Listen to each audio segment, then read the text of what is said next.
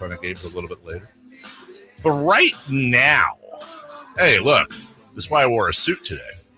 We're not talking to the Sacramento Bee. We're not talking to the Miami Herald. We're not talking to the USA Today. You talk to the Wall Street Journal. That's a serious thing. And Joe Flint has been at the forefront of the coverage of this big TV deal with the NBA for really since the jump. And he's nice enough to slum it and join us in Sacramento this morning. Joe, it's Dave, it's Jason. Good morning.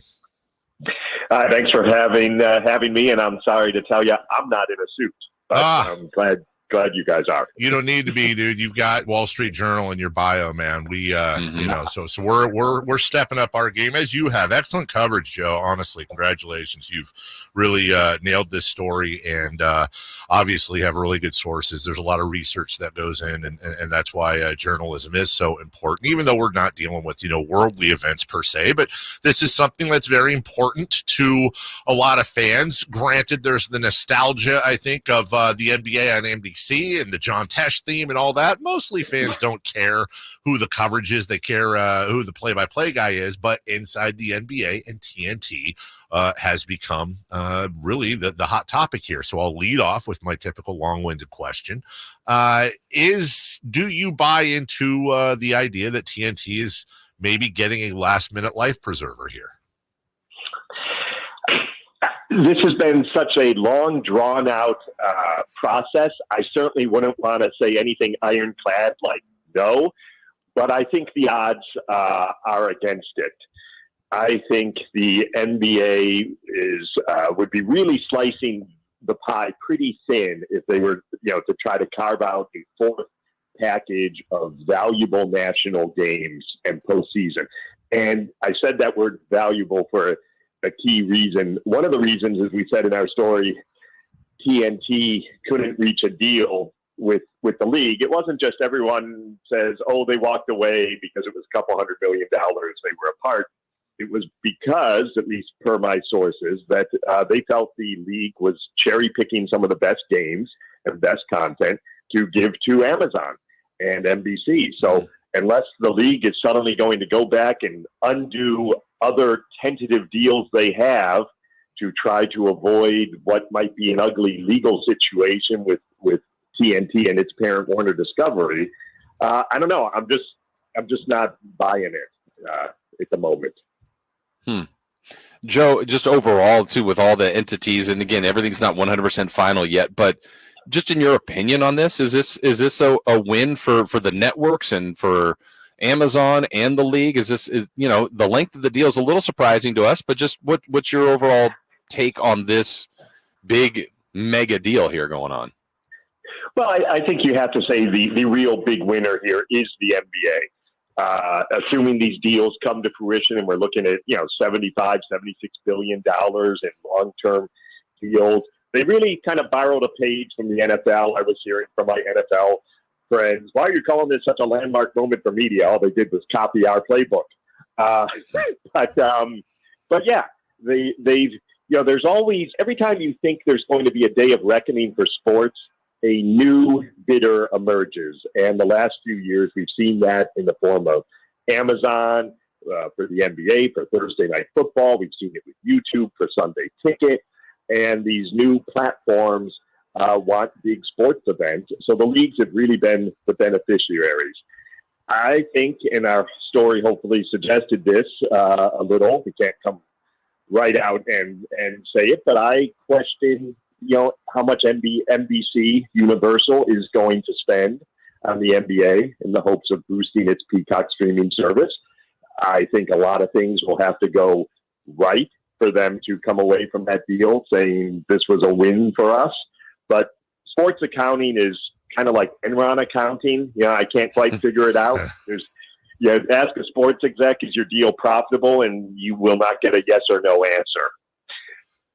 Joe Flint joining us, Wall Street Journal. Not to get too down in the bushes here, but I got a WSJ guy on, so maybe I can nerd out a bit. I'm fascinated going back to TNT and Warner Brothers Discovery with their CEO in this whole thing, David Zaslav, who made some comments. I think it was at an upfront about a year ago that they don't need the NBA. There was some talk that maybe that ticked off people in New York at the NBA offices. And you're talking about a guy, who's been in charge for took over Discovery, about 18 years ago, has been the head of Warner Brothers Discovery for about 4 years, oversaw many things, including the Max streaming service combination there.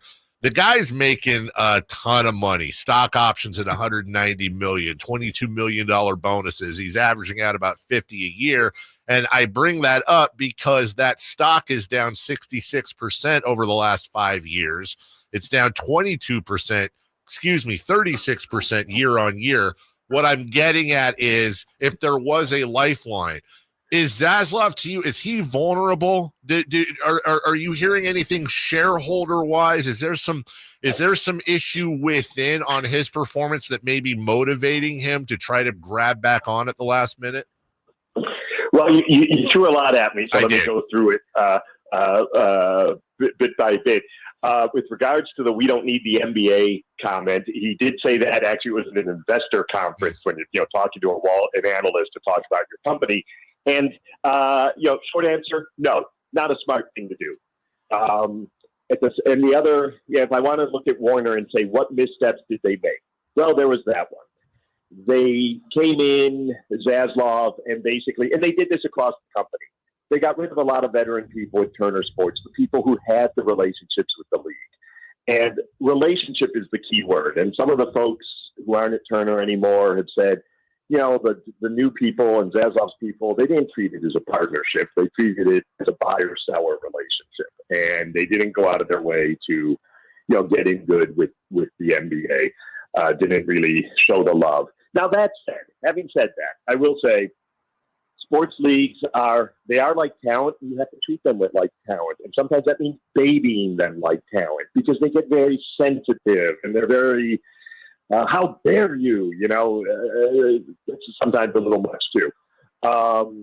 And what Baz's people would say in return is, the league always wanted to be in business with Amazon, and one of these packages was going to take a hit, and it was going to be ours. So I think they believe anyway that the league and the owners wanted to deal with Amazon, so that was going to happen. Now, to your other point about everything else you've said, which is accurate, the stock is way down. Zaslav's pay is way up. All those things, valid points. There's troubles across the company and a lot of cuts and a lot of unhappy people, and that will only continue. But he has the backing of the board. I mean, that can always change. Okay. Don Malone, who's one of the biggest on the board and a longtime Zaz backer. People are always wondering, where's that activist investor to come in and raise heck? I think we haven't seen it yet because they just see Zaz as kind of protected at the moment. That can always change, but I think the next 2 years we're going to see more shakeups, more consolidation. Maybe Warner is an acquirer of other properties. Maybe someone acquires them. But I don't think there'll be some immediate sort of consequences for them if they lose the NBA. I hope I made that point. No, thank you for that. Yeah. Joe, about the TNT crew, that's probably about as coveted. You kind of addressed it earlier, not sure that they're going to get that small slice back into this, multi-mega deal. So if they are truly out, that group is as coveted as anybody. We've heard kind of publicly, maybe Ernie Johnson wouldn't leave. But if we look at Shaq and Chuck and Kenny, how coveted do you think that, and Ernie, and I guess in that extent, how coveted will that group be? Well, I think it's obviously like as you said, it's the best pregame, postgame show, for a lot of reasons. Great personalities there, and I think anyone who's getting the NBA would have to look at wanting to get them as well. The only thing I'll say on the flip side is if you're NBC and you're spending all this money to get the games, and you're going to be making cuts at your company to do it, the entertainment side's going to take cuts, there's going to be layoffs, you're not going to get that show for cheap. Those guys all have very big contracts, and it's going to be very expensive. So do I see a world where NBC's like, hey, we can create our own version of this show for a lot cheaper? Maybe, but I have to think that, either as a unit or as various individuals, those folks on that show, will be able to find work elsewhere should TNT not be able to keep some sort of a package. And one other thing I would throw out on that, and I don't know the ins and outs of all their contracts. Obviously, if TNT loses the NBA, they're free to go elsewhere. But I don't know if they would want to say, or if I look at maybe someone like Barkley, if TNT has a very small package, and let's say maybe it's not the greatest games, that they've been accustomed to. I don't know. Are those guys going to want to continue to do that show for what's clearly gone from one of the top packages to an afterthought?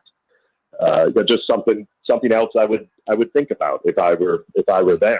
I might be like, no, I'm not interested in doing 20 games a year of games of little national import. Joe Flint has been on top of this from day one.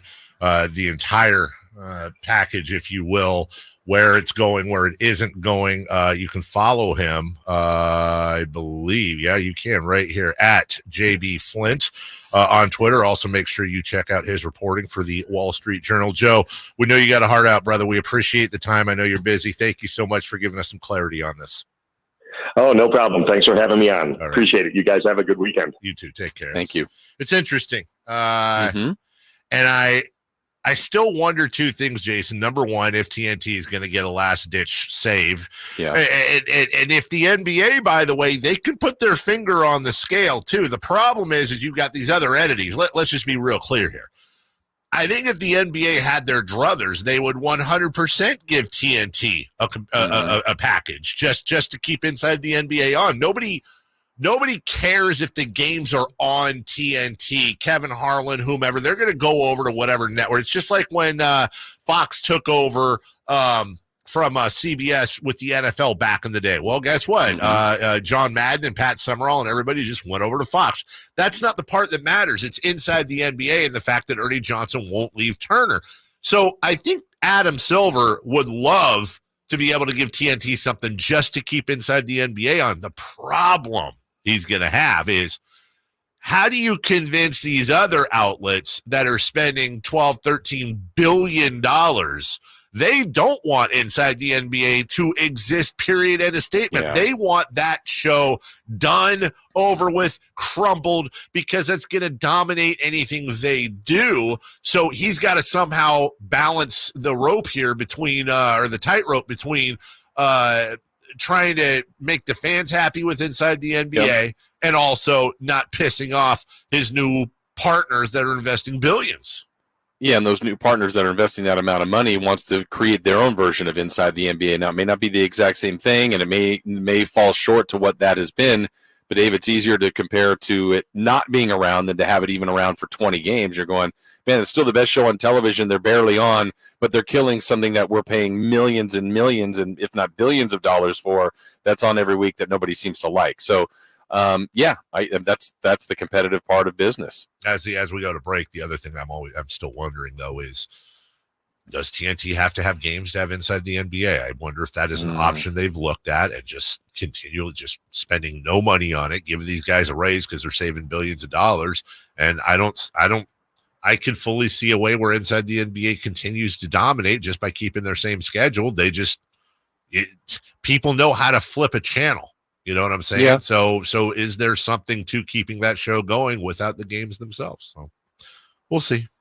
I'll call David Zaslav, see if he'll listen to me. Homer sell. $170 million sell. I don't have home. $170 million in stock options. That's slightly more than you and I have. Slightly. Maverick Celtics game 2 is going to happen